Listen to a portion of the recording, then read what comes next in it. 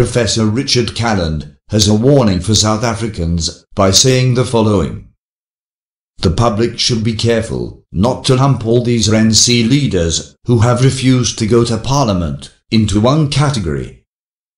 While President Cyril Ramaphosa's explanation that his deputy, David Mabuza's decision to delay his swearing-in as Member of Parliament until he presents himself before the RNC's Integrity Committee may sound plausible, this may be a ploy by Mabuza to politically reposition himself within the governing party.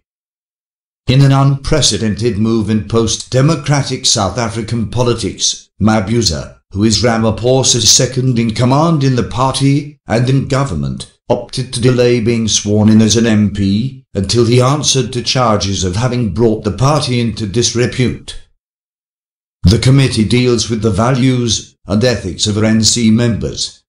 News of Mabuza's delayed swearing-in yesterday coincided with a move by senior ANC members Nomvula Mokonyane, Baleka Mbete, and Malusi Gigaba, who all opted not to go to Parliament, despite being on the list of nominated MP candidates.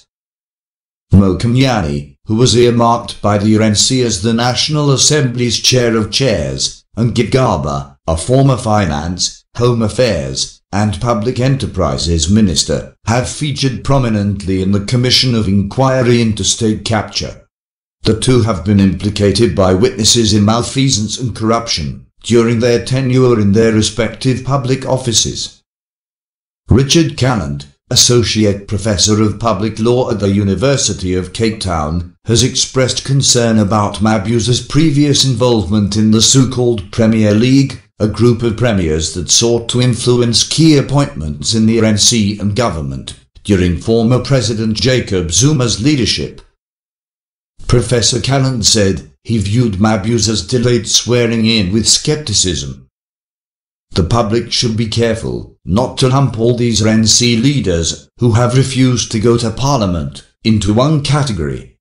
Some may not want to return to Parliament as backbenchers, while others may not want to become MPs out of concern for the financial impact this may have on their pensions.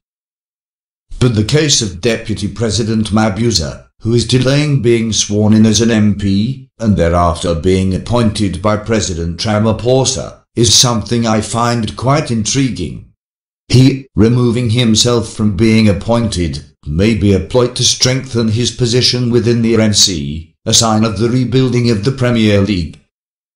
On charges of corruption, state capture, and malfeasance levelled against senior ANC leaders, Calland expressed confidence that the Integrity Committee was starting to swing into action.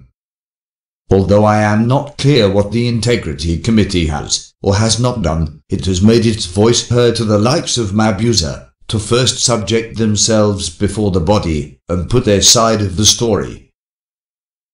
Please check in the description box below for the links to the sources of this report. Thanks for watching. Please comment, like, share and subscribe.